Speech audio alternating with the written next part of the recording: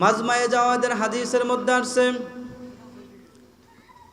হযরত ওমর ইবনুল খাত্তাব রাদিয়াল্লাহু তাআলা থেকে হাদিসটি বর্ণিত আছে। আল্লাহ রাসূল সাল্লাল্লাহু আলাইহি ওয়াসাল্লাম বলেন, ইন্নাল্লাহা তাবারাকা ওয়া তাআলা লা ইয়াজাবু মিনাস সালাতি ফিল জামঈ।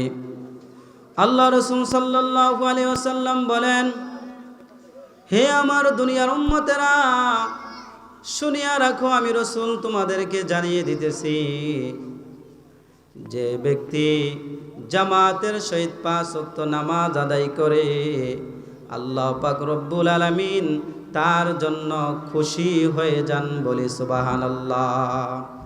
আমি যদি জামাতের সহিত নামাজ আদায় করি, আল্লাহ আমার প্রতি খুশি হয়ে যাবেন। আর আমার প্রতি খুশি হইলে কি হবে? আল্লাহ তাআলা আমাদের নেয়ামত বাড়িয়ে দিবেন, দুনিয়া ও আখিরাতের জন্য আমাদেরকে কল্যাণকর দান করবেন। বলি সুবহানাল্লাহ।